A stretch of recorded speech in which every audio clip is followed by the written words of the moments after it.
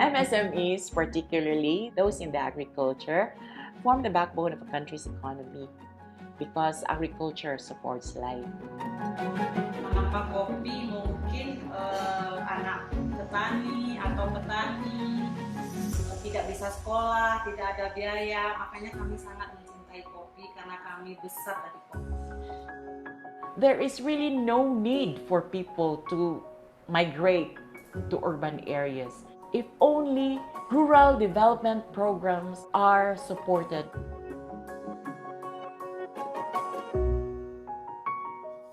The rural economy, to me, it's a holistic ecosystem inclusive of not only the farmers, but the farming families, the agro-processors and aggregators who are key employers in the rural areas, and the entrepreneurs who help to drive the rural economy. One of the key things that investors miss is that there's a huge potential. The large group of people that live in rural areas all represent consumers with ambitions and desires to take part in the economy.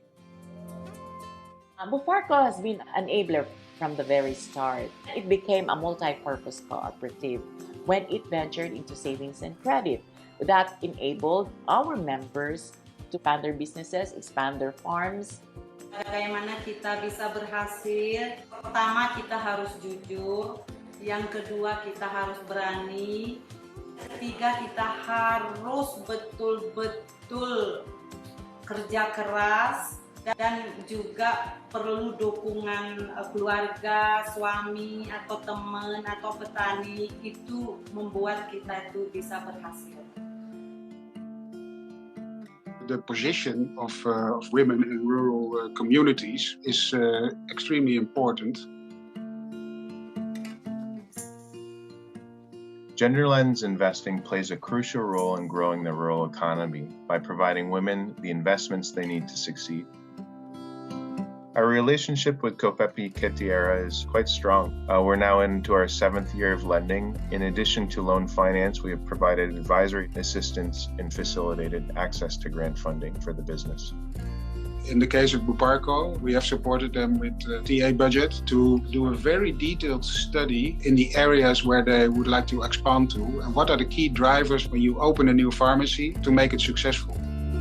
After C40 invested in us, we were able to open more branches to serve more people who had difficulty accessing cheap but quality pharmaceutical products. Aside from that, we were also able to employ more people. It's really exciting to see when, oftentimes you're seeing a client on paper and then you get out there and actually see firsthand the impact that they're providing their rural communities, and it's worth it. Jadi cara kami, cara bagaimana biar maju koperasi kami, biar banyak peminat kopi kami harus betul-betul menjaga kualitas kopi kami. And I think supporting SMEs that are inclusive, that take into account not only the position of women, that address the market failure in rural areas, provide a good vector for development.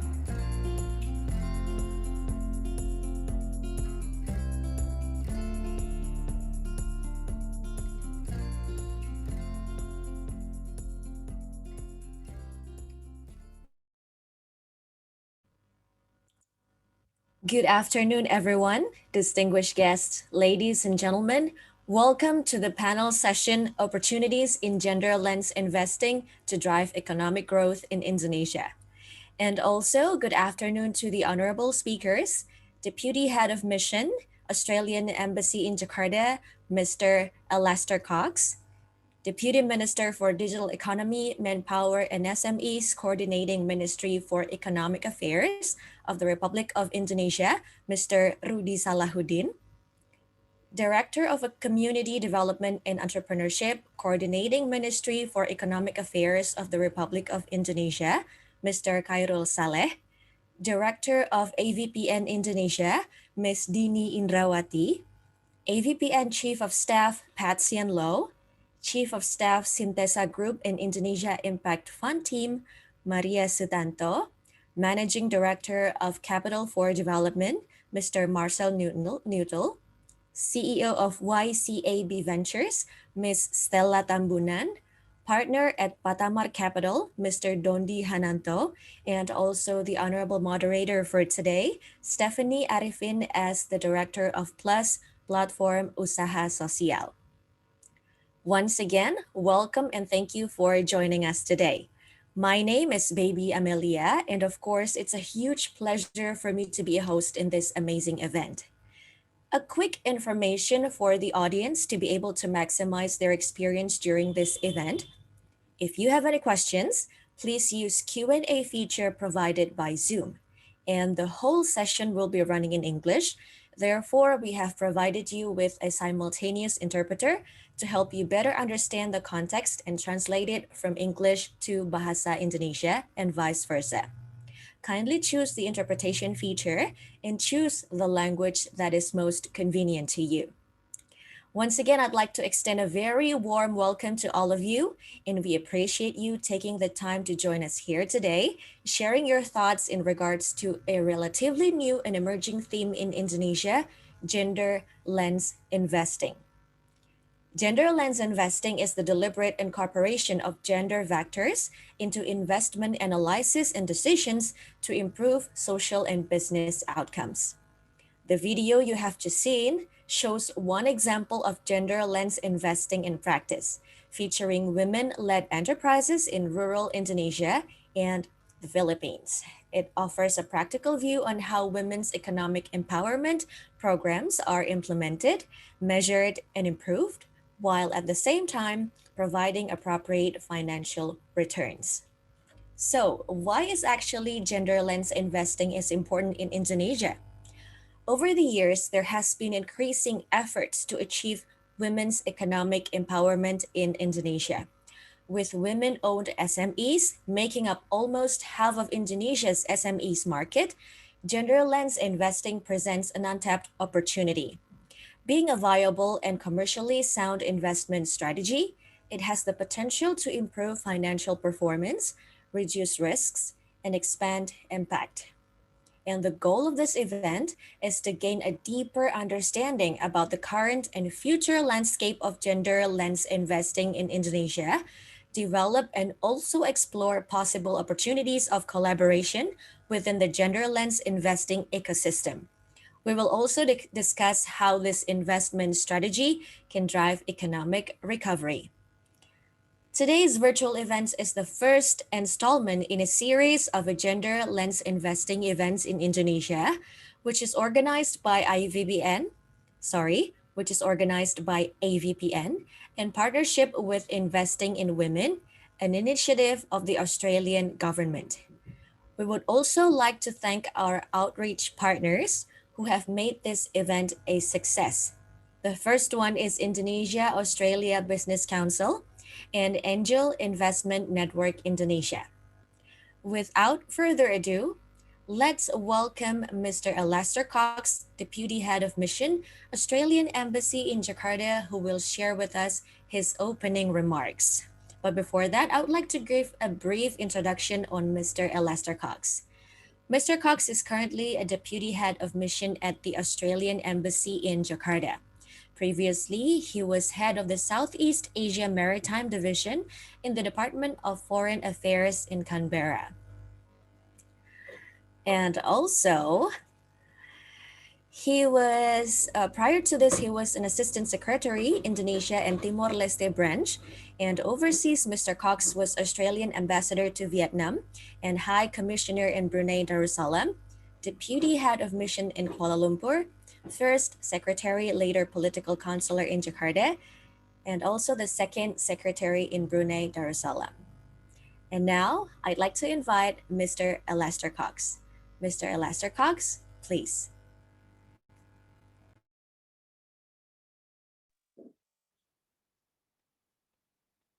Well, thank you very much, Baby.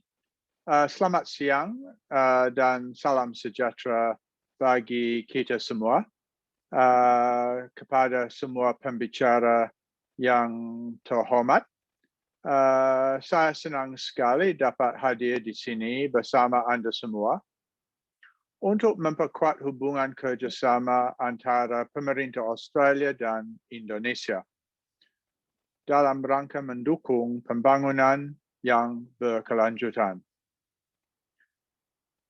Saya beritahu bahwa para pembicara hari ini diminta untuk menggunakan bahasa Inggris. Jadi saya akan melanjutkan ucapan saya dalam bahasa Inggris. When we think of building back better from the economic impacts of COVID-19, we in the Australian government and at the Australian Embassy are conscious that the pandemic has had a disproportionate impact on women. We're therefore passionate about investing in women, passionate about helping women recover from the effects of the pandemic, and passionate about equitable gender outcomes. This reflects not only a human right, but also smart economics. So the moral and economic imperatives of investing with a gender lens and unlocking the economic potential of women and girls are even stronger now in the wake of the pandemic. As much as 70% of women's SMEs in the formal sector of developing economies are currently unserved or underserved by financial institutions. As nearly all of you would already know, in Indonesia, women-owned and women-led businesses account for half of the SMEs and are a large source of untapped job creation and economic dynamism.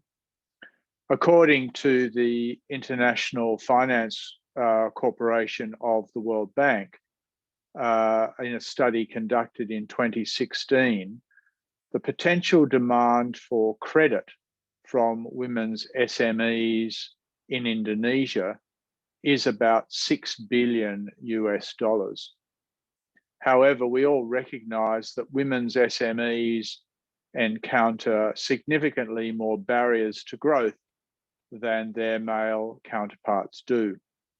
Therefore, urgent action is needed to unlock the transformative power of our women entrepreneurs. That is half the population of entrepreneurs. Gender lens investing is integral to Australia's trade, investment, and economic cooperation agenda with Indonesia.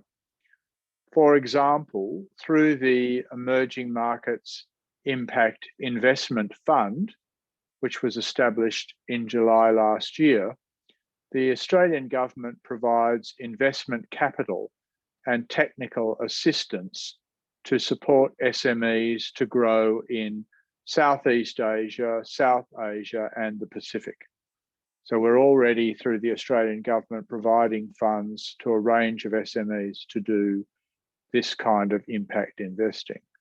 In addition, this, our flagship Women's Economic Empowerment Program across Southeast Asia, Investing in Women, which is co-hosting the meeting today with AVPN, has catalysed 11 venture capital funds in the region since the program started in 2016, with investing in women SMEs as a priority. With our initial funding of 36 million Australian dollars, investing in women's impact investing partners, some of them who are speaking here in our event today, such as YCAB and others, have collectively scaled our pilot initiatives beyond the 36 million to 190 million Australian dollars for SMEs in the region. As part of its COVID-19 response, the Investing in Women program has also launched the responsive interventions supporting entrepreneurs, or RISE, R-I-S-E fund, to increase the allocation of capital for women's SMEs by providing emergency relief and resilience support. This is helping to complement broader government and development finance efforts to help women's SMEs survive the current economic downturn. When the Investing in Women program was launched in 2016, there was minimal awareness of gender lens investing in the region. But now we're seeing greater market appetite and sophistication to invest with a gender lens. I'm very pleased, therefore, to hear that Investing in Women and the Asian Venture Philanthropy Network are committed to building a vibrant impact and gender lens investing ecosystem across Southeast Asia and the region. Robust evidence shows that gender equity is good for investment, good for business, and good for society as a whole, good for economic growth in a country like Indonesia. I know that the event today will inspire you wherever you are on the capital raising or capital provision spectrum, and it will hopefully inspire you to undertake your own journey to drive the flow of capital to women-led businesses and to adopt a gender lens in your investment strategy. I welcome the opportunity to engage constructively with all members of the investing and philanthropic communities and look forward to learning from your experiences. Sekali lagi, terima kasih atas kesempatan yang disampaikan, yang diberikan kepada kami dari Kedutaan Australia, dan kami harap lokakarya ini ada semoga sukses. Terima kasih. Thank you. Thank you very much, Mr. Cox, for the opening remarks. And after this, we will welcome another opening remarks from Deputy Minister for Digital Economy, Manpower and SMEs, Coordinating Ministry for Economic Affairs of the Republic of Indonesia, Mr. Rudi Salahuddin. He is the Deputy Minister for Digital Economy, Manpower and SMEs at the Coordinating Ministry for Economic Affairs of the Republic of Indonesia. He is responsible for multiple roles in the government initiatives, such as Chairperson of the Pre-Employment Card Program Implementation Team, Kartu Prakerja, and Commissioner of PT PLN Persero. Mr. Salahuddin possesses great experience in investment and development planning with his involvement in the Ministry of National Development Planning of the Republic of Indonesia and Investment Coordinating Agency for Indonesia. He has received the Satya Lancana Karya Satya, an honorable achievement for a civil servant. And now, let's welcome Mr. Rudi Salahuddin to deliver his opening remarks. Mr. Salahuddin, please. Thank you, baby, for the introduction. Mr. Alastair Cox, Deputy Head of Mission Australian Embassy in Jakarta, Ibu Dini Indrawati, Country Director AVPN Indonesia, and also Pak Sian Lo from AVPN, Ibu Maria Sutanto, Bapak Marcel Neutel, Stella Tambunan from YCAP Ventures, Dondi Hananto, distinguished participants, ladies and gentlemen. A very good afternoon to all of you. It is a great honor for me to attend today's webinar event on the future of gender lens investing to drive economic growth in Indonesia, hosted by Asian Venture Philanthropy Network, or FVPN. Ladies and gentlemen, Indonesia's economic growth continues to show improvement despite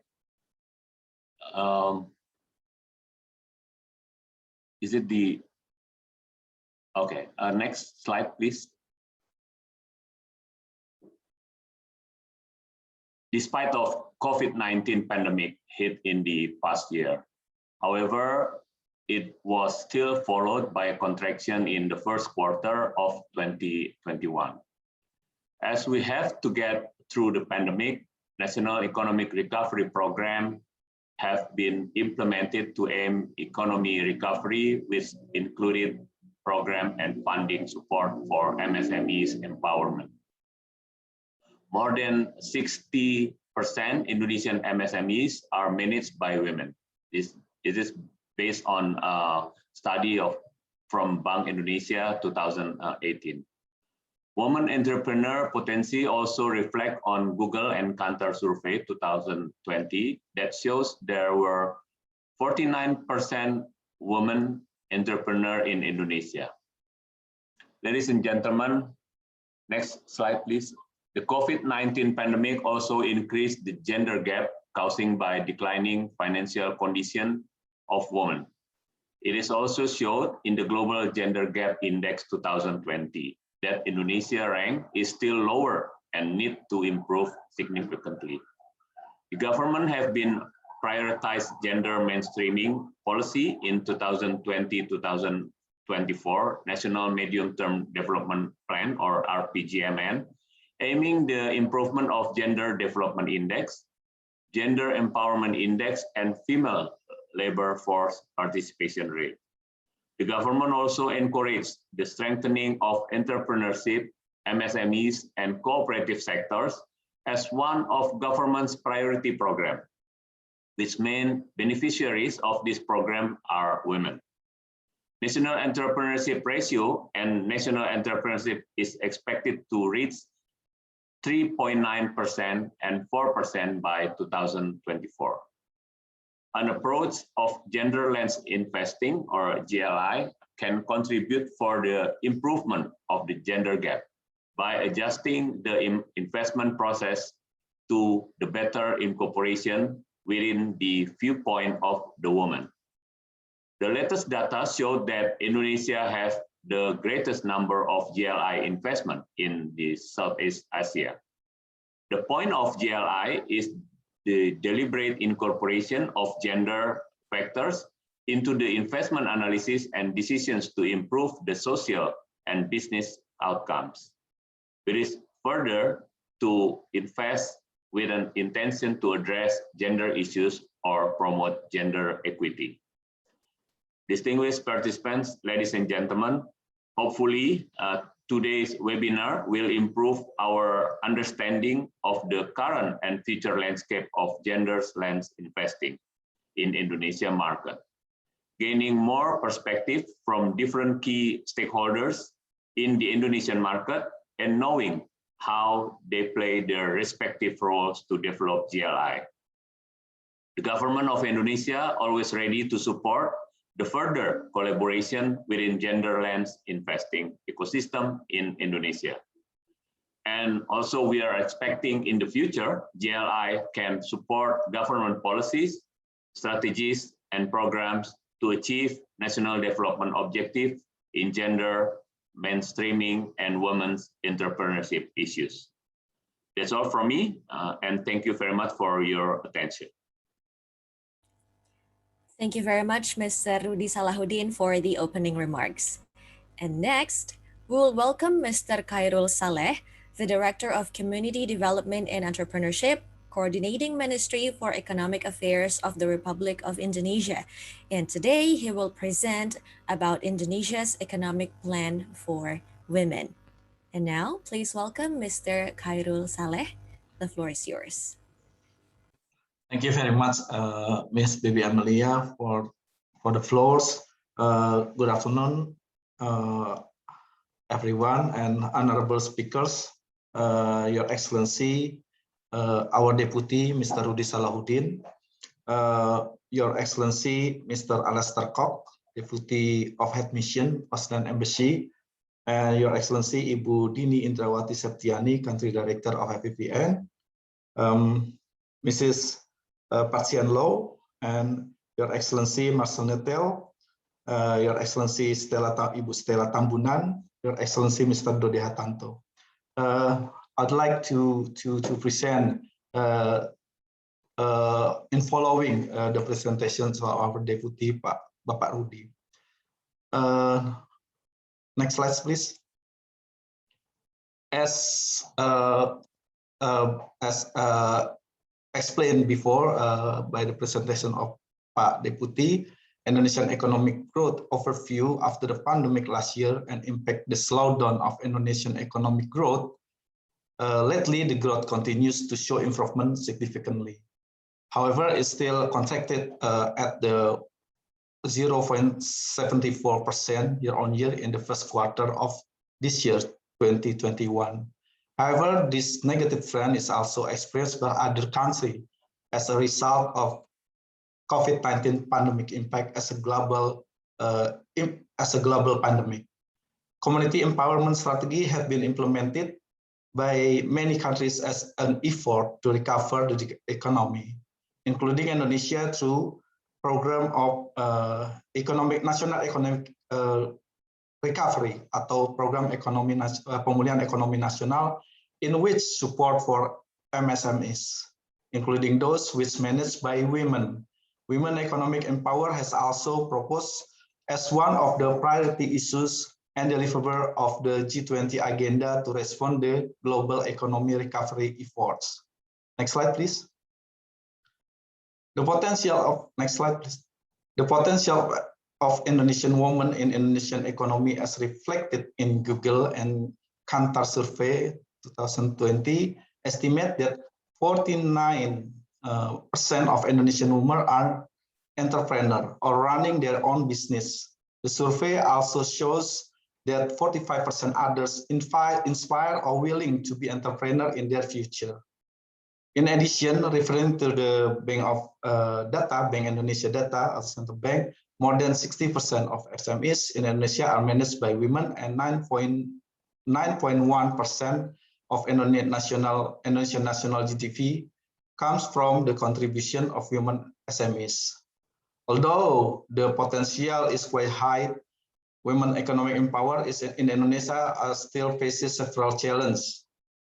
Based on the survey of financial literacy, shows that index women financial literacy and inclusion is still lower than men. In addition, it stated that 60% of women in Indonesia start a business not because of their motivation, however, also because of compulsion or forces. They have no option to survive. Women entrepreneurs in Indonesia also faces another challenge, such as no support from the family or his spouse, difficulties to get a business license, low level of education, lack of training, heavy household responsibilities, religion and cultural norms, and tough market competition and difficulty in getting employees. In addition, they faces difficulty to manage time between business and family, limited access to capital, both from banks and other financial institutions. The COVID-19 pandemic also brings worse impact on the gender issues in Indonesia during this pandemic. Gender gap has increased, especially for low-income women, as well as declining financial condition, which is a risk reduction where family access to the commercial credit. Next slide, please. Along the way, GLI is the deliverable incorporation of gender factor to investment analysis and decision to improve social and business outcome. This is investing with an intention to address gender issue or promote gender equity, including by investing in women-owned and or women-led enterprises, investing in enterprise that promote workplace equity, investing in enterprises that offer products or services that substantially improve the lives of women and girls. Indonesia has the greatest number of the GLI investment in Southeast Asia. There are approximately 19 GLI deals in Indonesia with average deal size $500,000 US. There are some case insights of GLI Indonesia. Indonesia is growing GLI scheme that a rising tide of local investor. In addition, there are many investors who start promoting acceleration activities for women entrepreneurs investors also voice out the importance of a significant representation of women on the investing team. There are three commercial reasons why we have to apply GLI. Firstly, gender diversity improves financial outcomes for investors and enterprises. Secondly, women entrepreneurs tend to default less, lower non-performing investment, and last but not the least, unlocking large and untapped market opportunities with products and services that cater to women's needs. Please move on to the next slide, please. For the Indonesian government has been prioritized gender mainstreaming policy in our medium-term development plan 2020-2024. In order to improve gender development index, gender empowerment index, and female labor force participation rates, we have policies including to strengthen policies and regulation, strengthening institutionalization of gender mainstreaming and gender responsive planning budgeting to accelerate the implementation of gender mainstreaming in ministries or agency, local government, as well as village government. Third, increasing individual knowledge and understanding of gender mainstreaming for both women and men, families, communities, institutions, mass media, as well as the business world. Another one is increasing the role and participation of women in various development fields such as education, health, economy, labor, as well as politics, public office, and decision making. And lastly, improving network and coordination between the central government, local government, communities, mass media, business, and community institution. Next slide, please. In relate to the women entrepreneur development policy in our medium-term development plan, in line with that policy, the government encourages entrepreneurship, SMEs, and partnership strengthening as government priority program. The objective is the priority program are to improve number of the national entrepreneurship ratio by 3.9% and the growth of new entrepreneur by 4% in 2024, in which conducted through several programs, namely entrepreneurship training for novice entrepreneur, business incubation, strengthening business services capacity, development of small and medium-sized industrial centers, and provision policy of fiscal incentive. In terms of women entrepreneurs are one key beneficiaries, which is intended to increase women contribution in improving family welfare and economic growth. Some program activities to encourage women participation in economy to entrepreneurs are systematic entrepreneurship training and mentoring, financial and management literacy, financial and microcredit services, digital literacy and optimization of ICT in women business chain, cooperation with various parties to increase business value and market opportunities. In this issue, Ministry Women Empower and Children Protection has a working program related to the women entrepreneurship, which focus on to the impoverished women, household women who function household head, and women as a violence survivor and disaster survivor. We are expecting, as our deputy stated, that we are expecting that in the future, GLI can support and complete government's policies, strategies, and programs to achieve national development objective in genders, mainstreaming, and women's entrepreneurship area. Thank you very much for your attention. This is the end of my presentation. Thank you. Thank you very much, Mr. Khairul Saleh, for the presentation on Indonesia's economic plan for women. We really hope that it can be achieved and strengthening economic resilience for quality and equitable growth. And after this, we will still have a poll. So this is an interactive poll and landscape setting. And I would recommend everyone to join in the poll. Would you please, someone help to, yes. I think that the poll has appeared in your screen. If all of you can see, this is the first question. Which best describes your organization? Please choose one.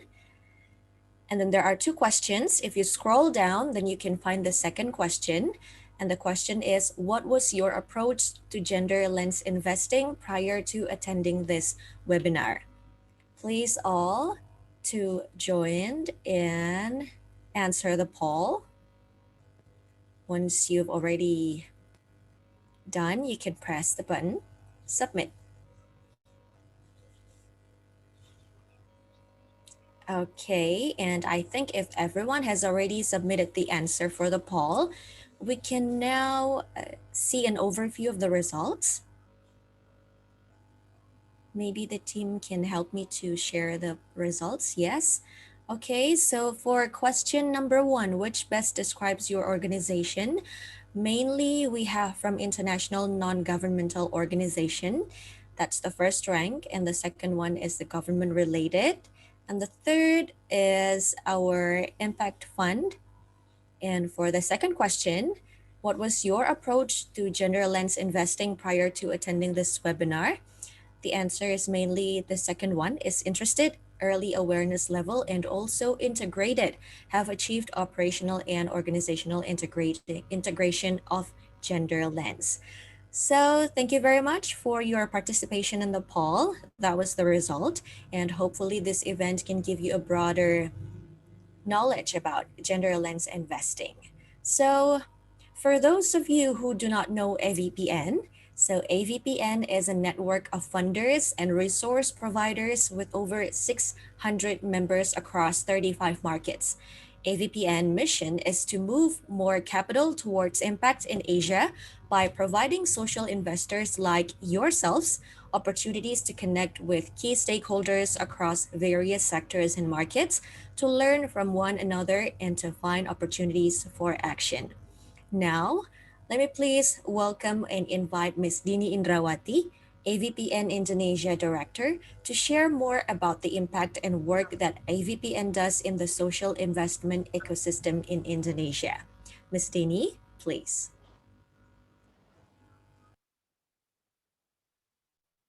Good day, everyone. It's such a wonderful feeling to be part of this amazing event. I personally would like to express my gratitude to Your Excellency, Mr. Alastair Cox, and also Your Excellency, Mr. Rudi Salahuddin, and all the honorable speakers, and also the distinguished guests, around 200 people who are registered to hear about the opportunity in gender lens investing to drive economic growth in Indonesia. So I read some of them from the list are our members, but also some of them are not yet as AVPN members. So for those who are not part of AVPN members, let me use these exciting opportunities to share a little bit about AVPN. So one of my Asian Howard Fellow asked me during our Women Leadership Program last year, how do you managing an event business in this time of pandemic? And at that time, I was like, an event business? That's not AVPN. So basically, we are far, far away from an event business. Yes, we do organizing the largest social impact conference in Asia. Even we did 100 events across regions before the pandemic to help our members to connect, lead, and learn from each other members. So our missions is to looking at how do you move capital toward impact.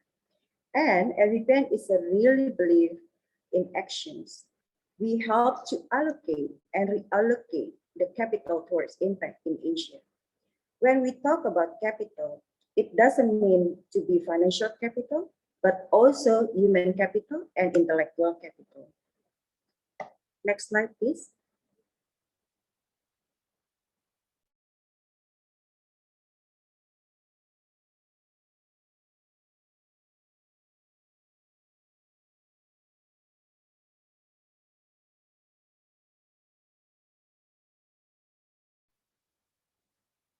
Okay, so let's us continue.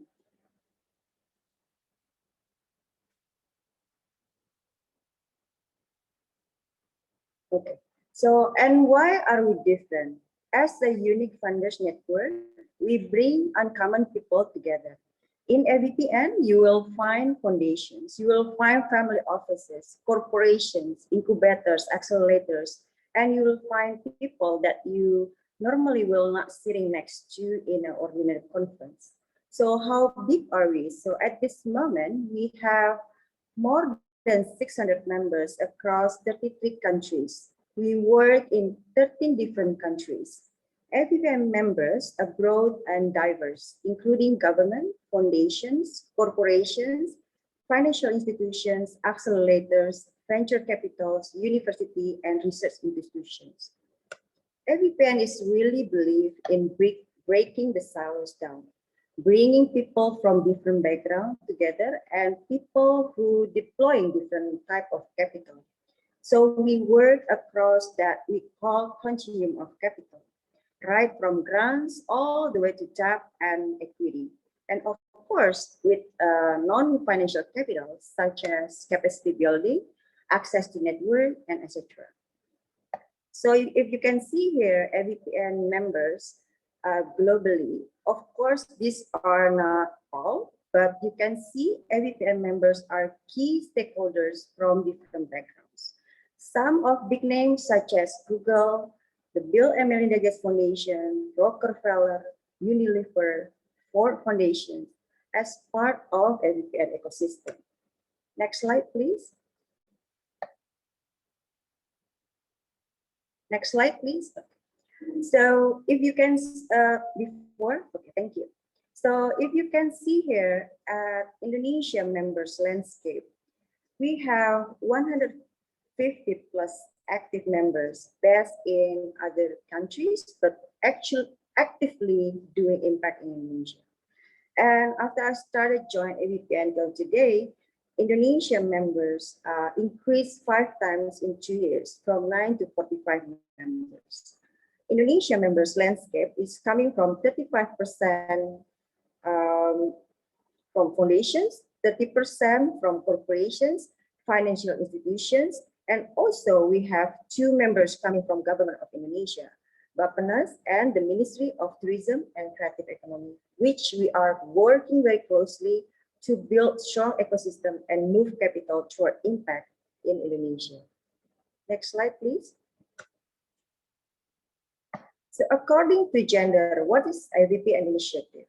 So among 150 plus active members in Indonesia, we have 25% members are interested in gender-led investing, indicating growth and concern on gender. Some of trends in Indonesia in few latest years, the impact investment scene in Indonesia has developed significantly, as we heard in the opening remarks from Mr. Alastair Cox and Mr. Rudi Salhuddin, and also Mr. Hairul Saleh presentations. Overall, we can see that both impact investors and mainstream investors has been steadily increasing their investment in activities in Indonesia during this period, as the number of social enterprises in Indonesia increase and these enterprises mature to absorb the capital. So if we can see here, as Mr. Hairul mentions, there are 49% women lead business as the women entrepreneurs, and also 22% for social enterprises who lead by women, and already more than $200 million raised to invest in gender-led investing. And next slide, please. I'm so excited to share with all of you that we just launched Asia Gender Network this year. AGN is the first pan-Asian network that moves capital to cause that empowerment, to empower women and girls in Asia, to drive gender equality across the region. AGN launched in International Women's Day this year with 19 founding members, including 5 from Indonesia, And also, today, AGN members growing to have 25 women figures, and each of them pledging a significant portion of capital toward improving the statistics surrounding women and youth in their own country. And I believe that they will keep growing to ensure the move of capital toward gender issues. Next slide, please. And this is also exciting moment for AVPN. So AVPN just launched two pool funds this year, which are AVPN Philanthropic Pool Fund and KKR Conflict Relief Fund. AVPN Philanthropic Pool Fund is to support unrestricted grants, operating grants to those nonprofit organizations to strengthen primary healthcare system, thereby mitigating the impact of COVID-19 and future pandemic in Southeast Asia and also across Asia. And also, in 4 months, we raised around 1.5 million US dollar. The founding partners are the Bill and Melinda Gates Foundation, Saffron, Johnson & Johnson, Macquarie, and Sequoia Capital. And similarly with the KKR Conflict Relief Fund for APAC recovery, first resilience, is there any there's a catalyzed interventions focused on the intersections of COVID-19 and youth across 3 key areas throughout the Asia Pacific. This fund, founded by KKR, an American global investment company that manages multiple alternative asset classes, infrastructure, real estate, credit, and full fund is $1 million. So at this moment, we are still looking for raise money. So if you are looking for deploying grants with others, please do come and join us with this initiative. Next slide, please. And now I would like to also share a little bit about what happening in the next couple months and also next year. So AVPN Indonesia, in partnership with Kemenparekraf, or the Ministry of Tourism and Creative Economy, has committed to host few different events. Our online events discussing the potential of social enterprises in Indonesia was happening in last 8 June. And also, Southeast Asia Hybrid Convening will gather AVPN members across the SEA market to discuss post-pandemic impact and solutions within the market.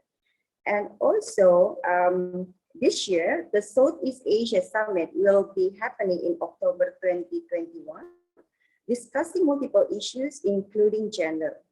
And lastly, we will also host the AVPN Annual Conference next year in 2022, which the official announcement will be announced soon.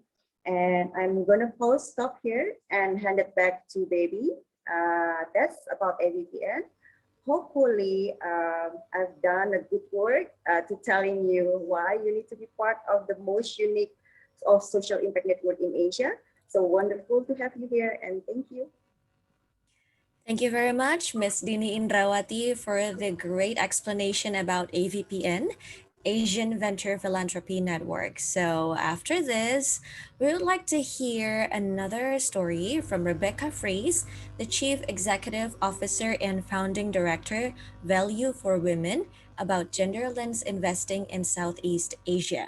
It's about a snapshot of progress in Indonesia and the Philippines. Please, now let's take a look at the video. My name is Rebecca Fries, and I am pleased to be here sending you greetings on behalf of Value for Women, where I am CEO. We're extremely fortunate to collaborate with AVPN, and I really want to thank you for this kind invitation to share a few words as you kick off this very exciting session. We're also really pleased and really enthusiastic about our cooperation and collaboration with DFAT and Investing in Women, which has played such a crucial role to move gender lens investing forward in Southeast Asia, and particularly within Vietnam and Indonesia. I am here to celebrate the achievement of our organization's publishing some essential resources to really help build the field and move gender lens investing along in Southeast Asia. We're excited and very pleased as an organization to put our gender lens investing landscape report that was recently launched out for sharing and for all of your feedback. This report really draws on the experiences of the growing gender lens investing field in the region and highlights some of the trends and some of the happenings in gender lens investing in action in the region. As we see more capital being tracked and counted across the globe that is moving with a gender lens, essential for us is doing a deep dive analysis at the regional and country levels of what's really happening and going on. This is super essential to be able to further influence other investors to share what is happening and to broaden our vision of how gender lens investing can continue to expand. We're also really grateful for the opportunity to create additional resources for the gender lens investment community in Southeast Asia through our partnership with DFAT and Investing in Women. We published a how-to guide for investors on gender lens investing, which if you haven't seen it yet, we would encourage you to take a peek and see how we outline a roadmap for action for gender lens investors in the region with some very specific examples of how to get started thinking about investment as a process and how to apply a gender lens to the investment process, how to actually move capital in a way that disrupts gender norms, that flows more equitably to women, or in the creation of opportunities for women within investment portfolios. I'd like to also acknowledge the recent case study that we've highlighted and published with some of the IW partners, the Investing in Women partners, and really point to how those case studies there's a series of them planned, and the first one that we've published recently is focused on an angel investor network in Manila. And these case studies will really be bringing to life the journey that impact investors have been undergoing in partnership with Investing in Women to sort of go from inspiration to action on gender lens investing. So we're really excited to share these 3 resources coming out of our partnership, and we hope that this fuels greater action on gender lens investing. It sparks your interest and helps you decide the best way to put gender lens activities into action and in a way that makes sense for your existing thesis and process, but that is also disruptive and starting to help us all think outside the box. So with that, I'd like to once again thank you for this kind invitation to be here, and I hope the rest of the session is extremely fruitful. Thank you. So that was from Rebecca Fries, and for all the attendees, you can access the reports on gender lens investing by value for women, and all the links have been pasted to the chat box. All right, so now we have come to the core of today's event, the panel discussion on opportunities in gender lens investing to drive economic growth in Indonesia. And the panel session will be led by Ms. Stephanie Arifin, the Director of PLUS, Platform Usaha Sosial. Ms. Stephanie, you may take over the session and start the panel discussion. Thank you very much, baby. Hi, everyone. Once again, can you hear me? I'm just checking. Can you hear me? All right. Thank you again for being here. Thank you for spending your Wednesday afternoon with us. And once again, thank you for all the esteemed keynote speakers. And we now have a new batch of speakers that I'm super excited to introduce you to. We don't have that much time, so I'm going to jump right into it, if you don't mind. Can I please introduce Stella Tambunan, the CEO and the CFO of YCAB and YCAB Foundation and YCAB Ventures. We also have Ibu Maria Sutanto, the Chief of Staff of Sintesa Group, Marcel Newtel, the Managing Partner of Capital for Development, and Dondi Hananto, Partner of Patamar Capital. If all of you can just wave. I can see Dondi, but I can't see everyone else. So yeah, I'm supposed to do an introduction, but I feel like you will do your introduction best. And so I would love to invite each and every one of you to come forward, introduce yourself, your organization, and what are you guys doing to solve, or rather, what work are you doing with gender lens investing? I'm sure everybody here is curious, and so I would love to start with that. Maybe if I could throw it off to Dondi, because I introduced you last. So, Mas Dondi. Okay, thanks, Stephanie. Hi, everybody. Good afternoon. Very good to be here. Thanks for inviting us. Just a quick intro on Patamar Capital. So, Patamar Capital were set up as a venture capital. As a venture capital, we invest in equity, early stage companies in Southeast Asia, mainly Indonesia, Vietnam, and Philippines. And obviously, I'm here in Jakarta. I'm Indonesian, looking after mostly the Indonesian companies. So as a venture capital, we invest in companies with intentional and measurable impact. And that's why sometimes we're given also the brand as an impact investor. And on GenderLens, our journey to GenderLens investing started with a partnership with Investing in Women. Back in 2016, we started the discussion, and we, with the support of Investing in Women, we set up a fund to invest in more female entrepreneurs. And along the way, as has been mentioned, we understand that GenderLens investing is not just about investing in female entrepreneurs, but embedding gender analysis throughout the investment process. So we've done a couple of things to basically change our internal processes, change our team composition, and then look after the how we look for investments and how we analyze the investment. So that's been our work since 2017 on GenderLens investing. Thanks. Thank you, Mas Dondi. Amazing work. As everybody know, I'm sure you guys have. Oh, also, I suppose I should throw this in. If any of you have any questions, there's a Q&A box. Please do put in your questions there. I will try my best to get to them, but hopefully we would have time for that. And the next speaker that I would love to introduce we'll go to Stella. Stella, could you please unmute yourself? Yes. Hi, everyone. It's very good to be here, and thank you for the invitation. Allow me to introduce IWEF, which is a fun part of YCAP. So it's the Indonesia Women Empowerment Fund, is Indonesia's first venture fund that is focused on gender lens investing.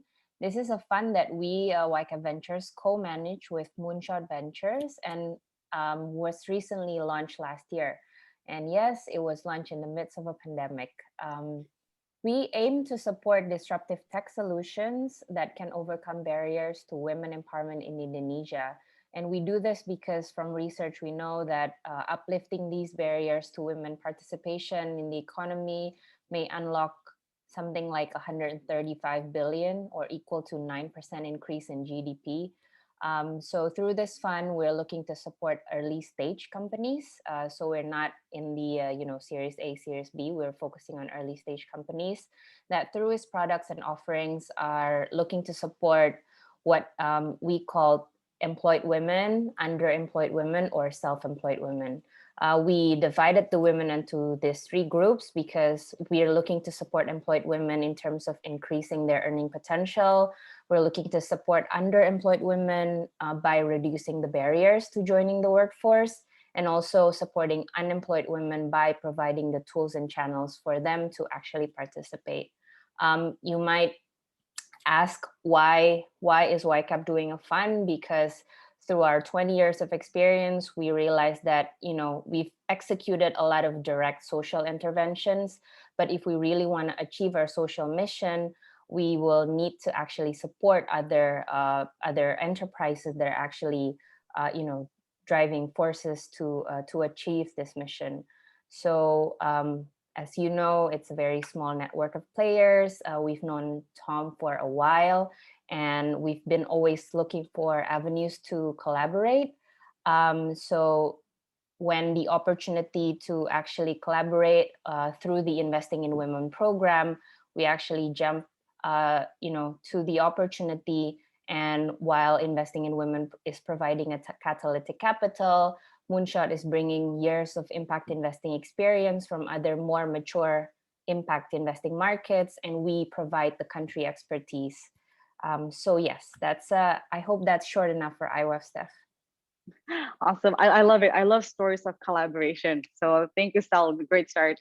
So for next, can I please kindly introduce Ibu Maria? Yeah. Thank you, Stephanie. You can call me Maria. Thank you, everyone, and good afternoon. I'm really glad to be here. I would like to thank for Ibu Dini as well for inviting us. So let me introduce the Synthesa Group. So it's kind of different with other panelists who come from the venture capitals or private equity. But Synthesa Group is actually a strategic holding companies. So we manage around 16 subsidiaries of portfolio under 4 pillars, which is property, consumer goods, industrial products, and energy. But having a long operated and portfolio is more on the male-dominated business, we kind of look to elevate our efforts in gender lens investing landscape. So internally, we actually, as a holding company, we try to push our subsidiaries to implement women empowerment principle all across our organization. Indeed, this is not a very easy one because this organization has been built for around 100 years. So I think it's been a struggle, but it's been a challenge for us as well. But it's an exciting journey. So externally, we also built the Angin Women Fund back in 2014, which was championed by our CEO, Sinta Kamdani. So we started this initiative actually with 15 angels, a fellow woman entrepreneurs. So together we have built the first Indonesia Women Fund that was specifically to help the women entrepreneurs. So back then we actually started as a GEPI, and then together we built an Angin. So right now the Angin focus kind of grew not only as an investing platform, but also investing on an ecosystem, meaning building an investment gender-focused program, developing research. So we have working with the Fed and investment in women as well. We also work with a Stella from YCAP, and as well as we are the ecosystem builder on the gender lens investing landscape. So I think I will stop from there. Thank you, Stephanie. Thank you, Maria. So again, very super. I love how diverse the panel is today, actually. So it's a super exciting conversation. And last but not least, Marcel, if you could please introduce yourself and your organization. Thanks, Stephanie. And I'm happy to add to the diversity of this panel. There we go. Yeah. So I'm managing partner with the Capital for Development Partners. We're a Netherlands-based impact investment fund manager. We invest in growth companies in Southeast Asia and India. So we have existing portfolio of around 25 companies. In Southeast Asia, we currently focus on the Indonesian market.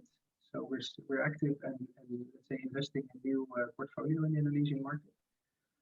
As an impact investor in Indonesia, we have chosen to focus on a segment that we feel is underserved, which is the more, let's say, mainstream SMEs.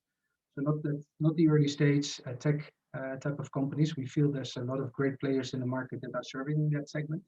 But we do see that let's say more traditional SME segment being underserved, which usually has to turn to, let's say, banks, because it's not interesting for private equity and they don't have, let's say, the scalability of what venture capitalists would look for. We've developed an instrument that is specifically for this segment, which is really, it's a kind of a lending product where we structure our loans around the cash flows of the business, ensuring that, let's say, repayments and let's say quasi-interest payments are coming and are well aligned to the cash flow of the business, and at the same time protecting, let's say, our interest as a funder, as an investor. And our typical sectors that we invest in is food and agri, renewable energy, healthcare, education. But in Indonesia so far, I think our footprint has pretty much been on the food and agri business side. And when it comes to gender lens investing, I think very similar to probably Dondi's story as well with Patamar, is that it started with, let's say, looking at funding women-owned or women-led SMEs. And we've also gone through a whole process as a fund manager to to make this much broader and also look at, let's say, how can we support our portfolio companies in building inclusive businesses. We've also been catalyzed by the IW initiative, and I think what is a bit unique in our fund structure is that we as a fund manager, we have committed, let's say, as a general fund with other LPs, other investors participating in the fund, not so much with the gender lens focus, but as a group, we have committed to invest at least 30% of our capital into women businesses. This was in end of 2018. And currently we're standing at 60%. So I'm really proud of that we are well beyond, let's say, our internal goals and objectives. And I'm happy to be on this panel and share our insights and perspectives on gender lens investing in general and in Indonesia. Thank you so much. I know we're short on time, but I feel like because all of the panels are coming from different backgrounds, I feel like my one question I would love for all of you to address from your own perspective, because I think one of the objectives of this forum really is for everybody to understand a little bit more about the landscape, and as to what you said, Marcel, the insights that you have from the work that you've done. So, and again, the panel, we have anglers from the corporate side, we have anglers from just solely women side, and of course the ones that are mixed. So I would love to hear a little bit about each and every one of you in terms of what do you think the landscape is, or in the work that you do, what does it look like, and also I guess how do you translate that to the challenges or potentials that you see moving forward, because I think a lot of us are very interested in looking into that as an analysis perhaps. So I guess I would be happy for anybody to start first. I don't really like calling out anybody. So if anybody would love to just unmute yourself and go ahead, please go for it. If not, I will start calling somebody.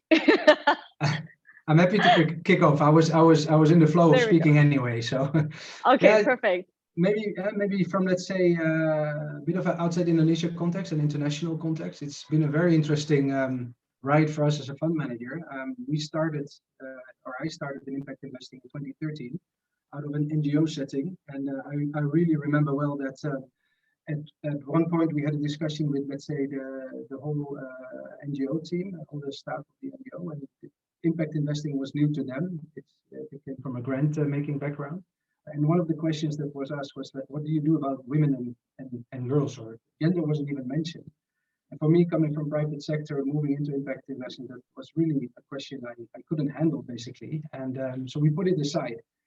And then we started impact investing, and I remember that for pretty much 4, 5, 6 years, gender lens investing was not really a theme in the impact investing community, not with investors, not with fund managers.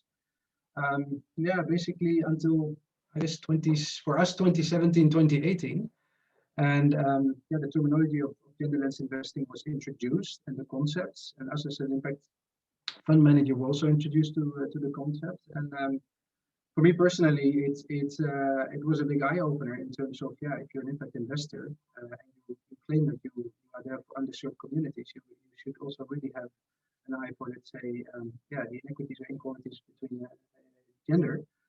So that's kind of a natural process that happened, and what I've seen in the international impact investment space is that this has really accelerated rapidly, just in the span of 2 years, where when we raised our fund late 2018, together with IW and, let's say, mainstream impact investors, one of our lead investors, a development financial institution, had not put gender lens investing on their agenda at all. They were happy to get introduced to this, let's say, through our fund structure. They're managing roughly 40, 50 funds globally at the moment. And within a time frame of 1.5 years, 2 years, it's become a very important topic to them and subsequently to their fund managers. And I think this is what I'm seeing in the global impact investment space, but also in Indonesia, something that has developed very rapidly. And if you're looking to move into impact investing, or if you're into impact investing, impact is important. Environmental, social, governance principles are very important. But gender lens is, let's say, almost there as well. So it's become very important, and that excites us because it adds to the ultimate goals that we have as an impact investor, is to build inclusive economies globally. Thank you so much, Marcel. Yeah, no, absolutely, completely agree. I think I mean, plus we're not impact investors per se, but then we engage a lot with potential impact investors. And what you said, I definitely hear a lot. So I completely agree with you. And also, I'd like to give a little shout. I know Thomas in the crowd. I saw that he wrote something on the chat. Thomas, who Stella said is the YCAP's partner, Moonshot Ventures. So if there's any questions that you want to speak to him about, also you can just throw in the chat. Because I mentioned Stella, I'm actually going to throw it to Stella right now to share a little bit about your landscape and your insights about gender lens investing. Yes, so probably when compared to Patamar and C4D, we're the baby in this family. We're coming in actually in the middle of a pandemic where the thesis is becoming more and more relevant, whereby our thesis is to invest into tech companies that are women-led, that provide solutions for more women participation in the workforce. So given that the pandemic has created some sort of like social distancing measure, we see that tech is really becoming more and more relevant. And because the pandemic is creating a bit of an economic downturn, we see that actually helping more women to participate in the workforce actually make a great economic value to everyone, not just women. So we see a lot of opportunities. We see a lot of companies that we would like to support. Probably one of the things that I would like to mention here, coming from an Indonesia fund, is probably there's not enough Indonesia impact investor yet. Our fund was supported by investing in women, and we are still in the process of fundraising. And we actually would like to invite more and more Indonesia-based investors who are probably previously more attuned to PE investing or VC investing to somewhat allocate more capital to impact investing, because this is not an NGO, this is not a social mission, this is really actually driving capital with a mission, in which in our case is gender lens. In the middle of the pandemic, we see, we made 3 investments, and we see how, these women-led businesses actually are very agile and resilient and able to pivot their businesses and actually open up, opportunities for a lot of women participation. So probably that's what I'm gonna add. Not gonna repeat what Marcel has mentioned. Awesome. Thank you so much, Stel. Actually, I was just reading the Q&A. Thank you everybody for putting in your questions. There is one question that I actually would like to ask Mas Dondi, if you don't mind answering. It's actually a merged question. The one was, because I thought this was a great question, so I wanted to pivot to this. So one is, how do you see the maturity level of gender lens investing, especially in Indonesia? And number 2, maybe even the others can also help address, is that, do you see any of the government support in this? And what do you think would be the key factors for, I guess, successful and sustainable future development of genderless investing? Maybe I will throw it to Mas Dondi to first answer, but then if anyone would like to jump in or chime in, please do as well. Okay, sure. I think it's a good question on the maturity level of gender lens investing. I would say, coming from the point of view of an equity VC investor, any type of equity investment in Indonesia is actually still early days, right? Because it's equity investing is a very long investment cycle, right? You actually need to have at least 10 years to really see whether the investments work, right? So right now, I think the question that we are trying to answer is that, can we actually find deals to make investments? And I think, I truly believe there's a lot of opportunities. So I think we're proving that there's a lot of deals coming from Indonesia,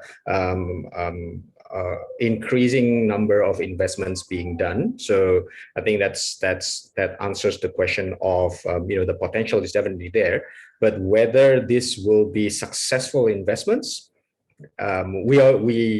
we don't know yet, right? So it's still early days for everyone. So I think what and coming to the question on government support, I think I'm actually very intrigued with the concept of blended finance. Blending different sources of financing for to support entrepreneurs or to support SMEs or to support startups. So and I think it's very relevant in the early days for micro businesses to be able to perhaps be supported with some grants and technical assistance before they move on to different types of financing. Like that's for me. Thank you, Mazondi. Yeah, no, completely agree that also you're right. I think it does take time to actually see whether it's successful or not. But at least it's starting. So we'll find out the answers soon enough. And last but not least, I think dari Maria, I would have, I guess, the second aspect of the question that I hope maybe you can answer is, you're coming in from the private sector. Do you see any support from the public sector in regards to genderless investing? Or on the flip side, how would you actually encourage more corporates or private sector to be a part of this movement as well? Okay, thank you, Stephanie. So I think as a foundation, I think genderless investing is seeking to address the gender gaps. I agree to Stella's point that the gender inequality is more striking during COVID-19, and the corporation actually take a view on this. So actually, the corporations start to see that implementing gender equality in organization is actually really crucial in the innovation and financial performance and employee retention and talent pool. However, despite this, most corporation and conventional offices see genderless investing, just like Pak Dondi stated, is in early stage compared to other more developed sustainable investing such as climate fund or ESG climate compliant funds. Even when we are sitting on the business 20 meetings as official business representative for G20 leaders, other business leaders are voicing out the importance of mobilizing climate financing. So I think the terms of genderless investing is quite very new, even in global organization and big organization like G20. So I think from that moment, we understand that in Indonesia itself, because we are going to host the B20 G20 summit in 2022, Indonesia presidency, we are going to put emphasis on genderless investing as a priority for the corporation and for the public agency, public sectors to finally take a look and support on an investing ecosystem. For the government agency, I believe from the presentation, government has done enormous thing to support the genderless investment ecosystem. But then if you see from the statistic, most of the investors come from international. So we see a very lack of local investor contributing to the Indonesia genderless investing ecosystem. This is because we know that the regulatory incentive play a valuable role contribution on the enhancing investor participation. I think all of these panelists here knows well about many funds were established in Singapore and stuff like that because the incentive is there. So for the private sectors or conventional investors, mostly they only use for the for the conventional basis. So for them to finally invest on even in impact investing ecosystem, they think for the second thought. But then because of we have an FPPN here, we have YCAP, we have Patamar and C4Ds.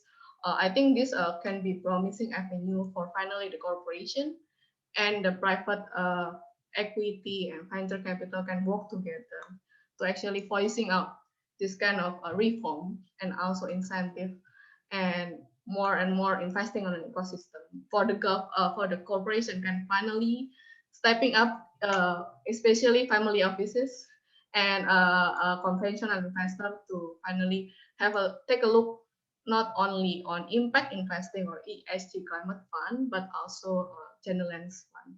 Yeah, thank you. Thank you. As you were sharing, I see a lot of nodding of the heads. So I think most of the panelists completely agree, and so do I. I don't know if you can see, but I was nodding as well.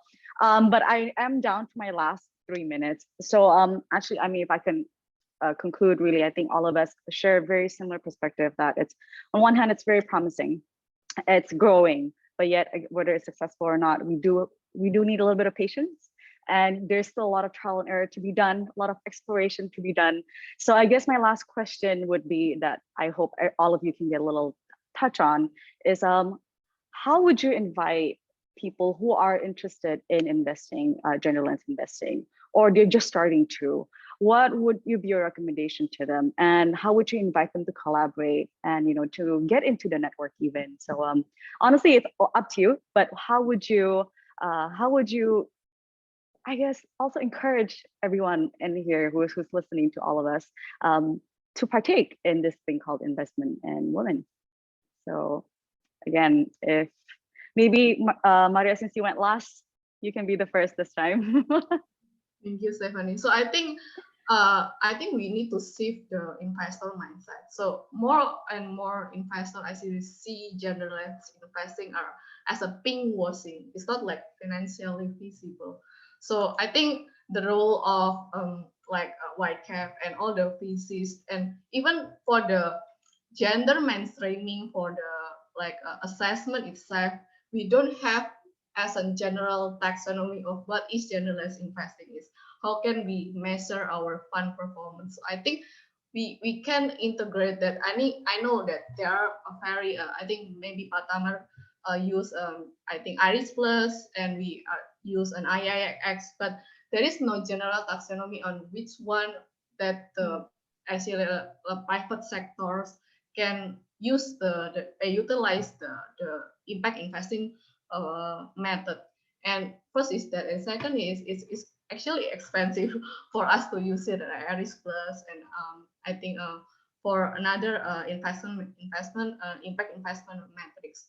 So I think the way we do this is, first is we have to invest on an ecosystem is the first, because we know that we need to improve the investable projects so that the private sector is finally see that, okay, this is the time and this is the right time for us to invest, because that is not only good, but it's financially feasible. And that is why I think working with venture capital, working with accelerator incubators, and can be a crucial key to actually improving the investment landscape of gender lens investing in Indonesia. That's all from me. Thank you. Thank you. All right, going backwards, Mas Dondi. I think my first tip would be, and this is just reflecting through our journey and my personal journey. My first tip would be to acknowledge that we have biases when it comes to gender, especially for men who are in the investment world. We may say, oh, my wife owns a business, or I'm not biased. No, that's definitely not true, right? So I think that's the first step. And what we found was that within our team, even the women has biases as well towards women entrepreneurs. So I think that's one thing that's really, I think, the biggest change was once we changed that mindset.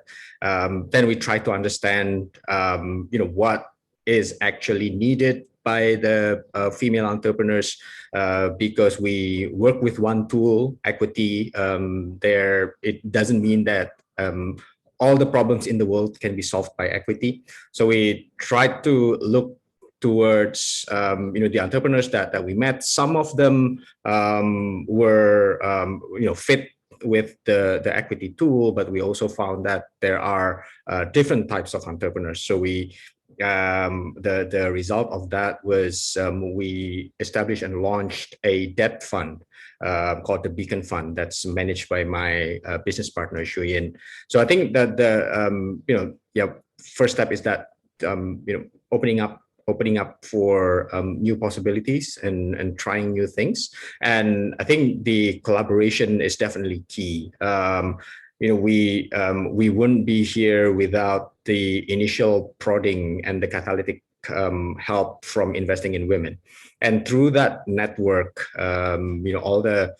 we met a lot of different funders, different like-minded investors through that network as well. And we work together with a lot of them. So I think that is definitely very key. Thank you, Mas Dondi. And we're down to the last 2 minutes. So Marcel and Stella, get ready when you have 1 minute each. Stella, if you would like to go. Yes, I will not repeat. So for those who would like to connect, I am open. And I think my partner, Tom, who is also in this call, is very open to actually share our experience. And I think that is the first, that if you're interested, go talk with us that have done this. Probably Marcel and Dondi has more experience too. But I would like to plug in, we are actually doing a venture competition called She Disrupts. So if you're investors, you're looking to invest in Genderlands, you would like to see what kind of companies there are, drop me a message. Happy to invite you, if possible, to the demo day. If you're an entrepreneur, come join. I think Tom just put in the link to the She Disrupts.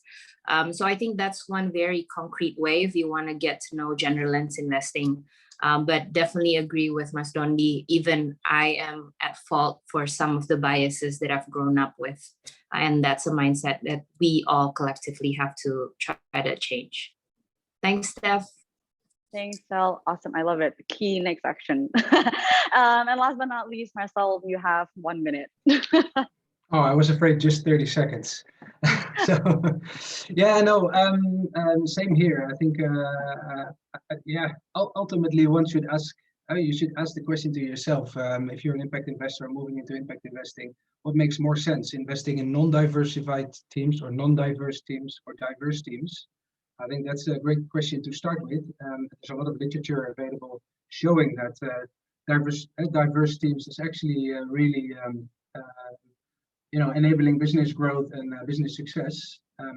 And also me, I'm very happy to have a talk with anyone around Genderlands investing, and also how to engage in interactions with portfolio companies, because that's sometimes not so easy. There's a lot of, we kind of know what we mean when it's about Genderlands investing, but that's not a term you can really share with a potential portfolio company or pipeline company. They will look at you and say, what are you talking about? So really the concepts behind it and why diversity is important and builds businesses more strong is, I think, a good entry point. All right. Thank you so much, Marcel. And thank you again, everybody, for all the panelists. Thank you for sharing your insights and your openness for everybody to reach out as well. If you don't mind, maybe can you put your email so everybody in the chat can, know how to contact you. But besides that, thank you so much, everybody, for tuning in as well. Great insights. And I hope everybody had some fruitful information, and good luck with everything. And I would like to throw it back to the AVPN team. Thank you so much, Steph, and also all four panelists. That was such an amazing session to talk about Genderlands investing, and hopefully everyone can have a deeper understanding and knowledge about GLI. So it's sad to know that we have come to the end of the session. And right now I would like to read another poll questions. So this is a closing poll. And here are the first question of the poll. It's, how confident do you feel about your ability to incorporate a gender lens in your impact investment approaches after participating in this webinar? There are 5 options: extremely unconfident to extremely confident. So please choose your answer and then submit it. Okay. So yes, thank you so much for all of the participations in the poll. And now I'd like to mention also about the closing question that has appeared in your screen. So the question is, what other support or resources would you need to develop your Genderlands investing practice? So please type your comments in the chat box. Okay, so that's amazing. And now I'd like to invite our closing remarks from Ms. Patsy Low, the Chief of Staff, AVPN, to deliver her closing remarks. So please, Ms. Patsy, the time is yours. Thank you very much, baby, and very, very deep thanks to our distinguished speakers, panelists, and our Pan-Asian audience today who have joined us to learn more about the opportunities for GLI in Indonesia. I hope that I'm visible now. Okay, thank you. I think it's been a wonderful session. We have heard today that there is unequivocal commitment from the Indonesian government about the critical role that gender lens investing will play. The panel also pointed out that this is still a growing field. There is possibility for more innovative instruments that may go beyond traditional equity investment, but still overall more work to be done to tackle some long-running biases or assumptions around impact investing and gender lens investing in particular. That being said, all of you that have participated today are already blazing the trail. So we call on the investors and financiers to please do take the first step forward, engage with all of our partners that have been speaking to you today, ranging from our panelists, Pratamar Capital, IWEF, YCAB, C4D, Value for Women, as well as other forms of support and ecosystem opportunities that you're also hearing coming from the government and from the rest of the gender lens investing community. All of these kinds of engagements will be the best way for us to take the first step forward. And we want to give a shout out to the next opportunity coming up, which is on the 22nd of June. If I can ask my colleagues to please flash the slide. This is an investment showcase of the gender lens investees that are already actively operating in Indonesia with investment commentary from some of their funding partners today. These are all women-led businesses, and they are a really good way to get more familiar with the opportunities that are already present in Indonesia. So we are well committed in AVPN to growing this momentum and really excited that we can advance this partnership with Investing in Women to provide further showcases in the future and other workshops as well, including fellowships and further learning content. So please stay tuned. Reach out to our AVPN Indonesia colleagues to be part of this gender lens investing movement. Their contact details will be provided to you in the chat box. We thank you for your patience. We've run a little bit beyond 4:30 today, but we're really excited that we have all of you online. And thank you again for joining us to accelerate this movement. Back to you now, baby Amelia, for the last housekeeping remarks. Thank you very much, Ms. Patsy Low, for the closing remarks. Thank you so much, everyone, for being here. I hope all of you have gained a deeper understanding about the current and future landscape of GLI in Indonesia, develop and also explore possible opportunities of collaboration within the GLI ecosystem. Thank you so much for all the speakers. They're all amazing. For the panelists, that was such an amazing and had so much fun listening to all of you. Also for the moderator for bringing such a great conversation today, for the audience, organizers, and also everyone who have joined today. And thank you so much for being in the panel session, Opportunities in Gender Lens Investing to Drive Economic Growth in Indonesia. Thank you very much, everyone. I'll see you again next time. Thank you.